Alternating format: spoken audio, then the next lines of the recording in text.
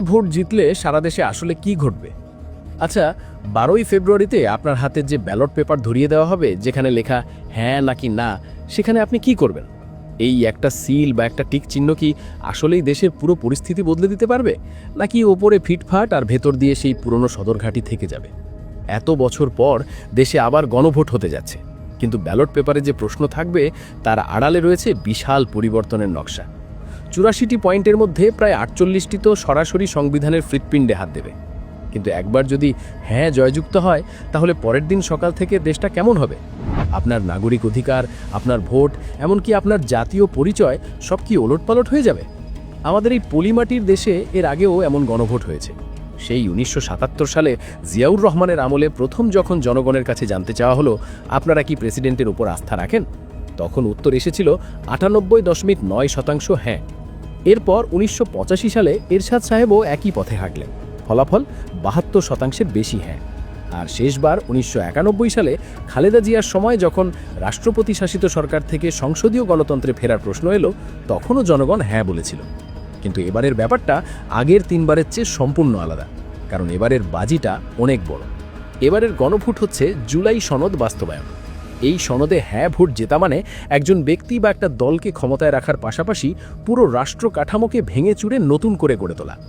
ধরুন হ্যাঁ ভোট জিতে গেল, তাহলে প্রথম যে ধাক্কাটা আসবে সেটা লাগবে জাতীয় সংসদে। জুলাই সনদ পাশ হলে সংসদ আর একরকম থাকবে না, সংসদ হয়ে যাবে দ্বিকক্ষ বিশিষ্ট। মানে একটা হবে নিম্নকক্ষ আর একটা উচ্চকক্ষ। নিম্নকক্ষে থাকবে 400 জন এমপি, যারা সরাসরি আপনার ভোটে নির্বাচিত হবে। আর উচ্চকক্ষ, সেখানে থাকবে 100 জন সদস্য। কিন্তু এই 100 জন কারা? এরা আসবেন আনুপাতিক হারে, মানে যে দল যত বেশি ভোট পাবে তারা তত বেশি সদস্য এই উচ্চকক্ষে পাঠাতে পারবে। এতে সুবিধাটা কি জানেন? বুদ্ধিজীবী, বিশেষজ্ঞ বা যারা সরাসরি ভোটের কাদা ছোড়াছুড়িতে নামতে চান না, তারাও রাষ্ট্র পরিচালনায় অংশ নিতে পারবেন। কিন্তু সমস্যাও আছে। একটা বিল পাশ করতে গেলে যদি দুই কক্ষের মধ্যে টানাগানি শুরু হয়, সিদ্ধান্ত নিতে দেরি হবে না তো? খরচ বাড়বে না তো? সেই উত্তর অবশ্য সময়ই দেবে। সবচেয়ে বড় যে চমকটা এই সনদে আছে, সেটা হলো প্রধানমন্ত্রীর ক্ষমতার লাগাম টানা। এতদিন একজন ব্যক্তি যতবার খুশি প্রধানমন্ত্রী হতে পারতেন, কিন্তু হ্যাঁ ভোট জয়ী হলে এই নিয়মে বড় ছেদ পড়বে। একজন ব্যক্তি জীবনের সর্বোচ্চ 2 মেয়াদে, অর্থাৎ সব মিলিয়ে 10 বছরের বেশি প্রধানমন্ত্রী থাকতে পারবেন না। শুধু তাই নয়, প্রধানমন্ত্রী একই সাথে দলের প্রধান এবং সরকারের প্রধান দুটো পদ দখল করে রাখতে পারবেন না। অর্থাৎ ক্ষমতাকে আর এক হাতে কুক্ষিগত করার সুযোগ থাকছে না। ক্ষমতার এই বিকেন্দ্রীকরণ আমাদের রাজনীতিতে কেমন প্রভাব ফেলবে? কেউ আর নিজেকে অপরিহার্য ভাবতে পারবে না, কারণ 10 বছর পর তাকে চেয়ার ছাড়তেই হবে। আচ্ছা, নির্বাচনের সময় আমাদের দেশে যে মারামারি হাতাহাতি হয়, তার সমাধান কি? জুলাই সনদে সেই বহুল আলোচিত তত্ত্বাবধায়ক সরকার ব্যবস্থাকে ফিরিয়ে আনার প্রস্তাব করা হয়েছে। কিন্তু এখানেও একটা ব্যাপার আছে। আগে যেমন তত্ত্বাবধায়ক সরকার প্রধান কে হবেন তা নিয়ে সরকারের একক কর্তৃত্ব ছিল, এবার তা থাকছে না। তত্ত্বাবধায়ক সরকার গঠনের সময় সরকারি দল, বিরোধী দল এবং এমনকি দ্বিতীয় বিরোধী দলের মতামতও নিতে হবে। মানে সবাই মিলেমিশে একটা রেফারি ঠিক করবেন, যিনি খেলার মাঠে বাঁশি বাজাবেন। এতে কি নির্বাচনের উপর মানুষের আস্থা ফিরবে, নাকি সেই পুরনো রাজনৈতিক জটিলতা আবার নতুন মোড়কে ফিরে আসবে? সংবিধানের 70 অনুচ্ছেদ নিয়ে আমাদের দেশে বিতর্কের শেষ নেই। সোজা কথায়, দলের বিরুদ্ধে ভোট দিলেই এমপির গদি শেষ। এই ভয়ে এমপিরা অনেক সময় নিজেদের বিবেকের কথা শুনতে পান না, শুধু দলের হুকুম তামিল করেন।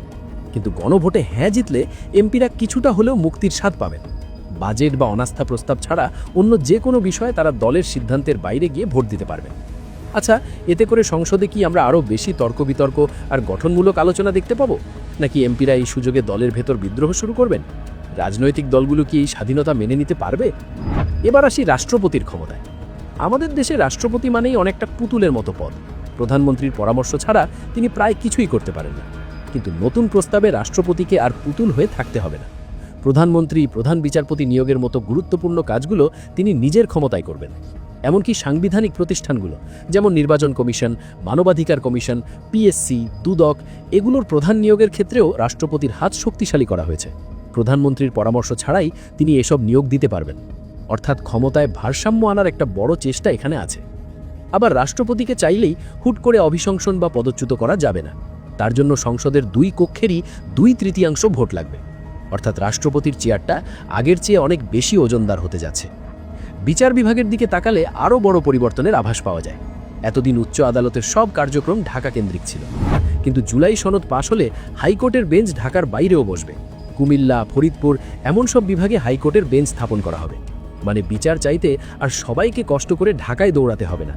বিচারক নিয়োগেও প্রধানমন্ত্রীর একচেটি আধিপত্য কমবে। সুপ্রিম জুডিশিয়াল কাউন্সিলকে আবার শক্তিশালী করা হবে। নিম্ন আদালতের বিচারকদের বদলি বা পদোন্নতির নিয়ন্ত্রণ আর আইন মন্ত্রণালয়ের হাতে থাকবে না, সেটা চলে যাবে সুপ্রিম কোর্টের হাতে। প্রশ্ন হলো, এতে কি বিচার বিভাগ সত্যিই স্বাধীন হবে, নাকি এখানেও নতুন কোনো মেরুকরণ তৈরি হবে? ইন্টারনেট এখন আর বিলাসিতা নয়, এটা প্রয়োজনের চেয়েও বেশি কিছু। এতদিন ইন্টারনেট বন্ধ করা বা স্লো করে দেওয়াটা ডাল ভাত ব্যাপার ছিল, কিন্তু হ্যাঁ ভোট জয়ী হলে নিরচ্ছিন্ন ইন্টারনেট পাওয়াটা আপনার মৌলিক অধিকার হিসেবে সংবিধানে যুক্ত হবে।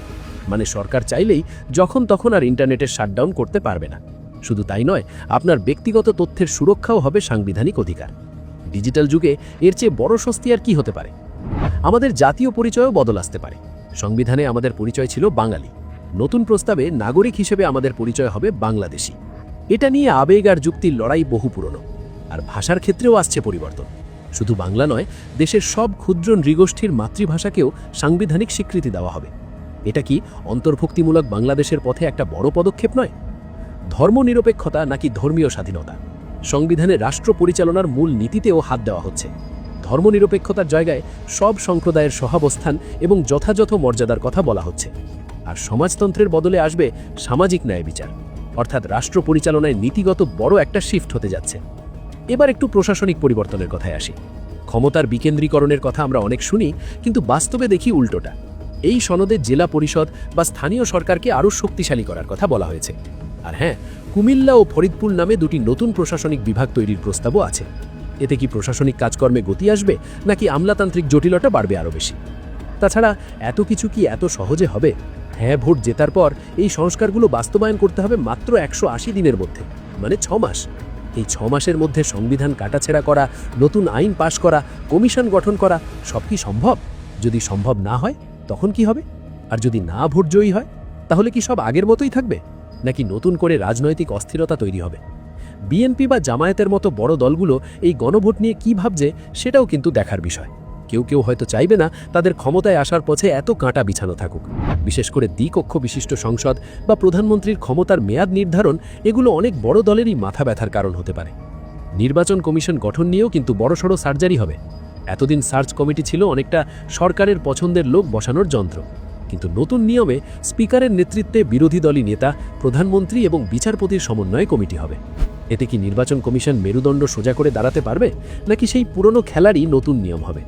একটা বিষয় খেয়াল করেছেন, এই পুরো প্রক্রিয়ায় জনগণ শব্দটা বারবার আসছে, কিন্তু জনগণ কি সত্যি সব ক্ষমতা বুঝে শুনে প্রয়োগ করতে পারবে, নাকি রাজনৈতিক দলগুলোর প্রচারণায় ভেসে গিয়ে সিল মারবে? গণভোটের আগে যে প্রচার বা প্রচারণা চলছে, সেখানে সরকারি রিসোর্স ব্যবহার করা হচ্ছে কিনা তা নিয়ে ইতিমধ্যেই প্রশ্ন উঠেছে। নির্বাচন কমিশন বলছে জনসচেতনতা তৈরি করা যাবে, কিন্তু হ্যাঁ বা না এর পক্ষে সরাসরি প্রচারণা চালানো যাবে না। কিন্তু বাস্তবে কি সেটা মানা হচ্ছে? সবশেষে একটা কথা না বললেই নয়, 12ই ফেব্রুয়ারি দেশের ইতিহাসের বাঁক বদলানোর দিন হতে পারে। যদি জনগণ হ্যাঁ বলে, তাহলে আমরা এমন এক বাংলাদেশের দেখা পেতে পারি যেখানে ক্ষমতা এক জায়গায় জমে থাকবে না, ছড়িয়ে পড়বে, যেখানে বিচারক, এমপি এমনকি প্রধানমন্ত্রীকেও নিয়মের শিকলে বাধা থাকতে হবে। আর যদি না বলে, তাহলে হয়তো আমরা পুরনো পথেই হাঁটব। চাবিটা কিন্তু শেষ পর্যন্ত আমাদের হাতেই। আপনি কি প্রস্তুত সেই চাবি ঘুরিয়ে নতুন দরজার তালা খুলতে? ভাবনাটা শুরু হোক এখন থেকেই, কারণ শেষ দিনে এই দেশটা তো আপনার, আমার, আমাদের সবারই। পুরো বিষয়টি নিয়ে আপনার মূল্যবান মতামত জানিয়ে দিন আমাদের কমেন্ট সেকশনে।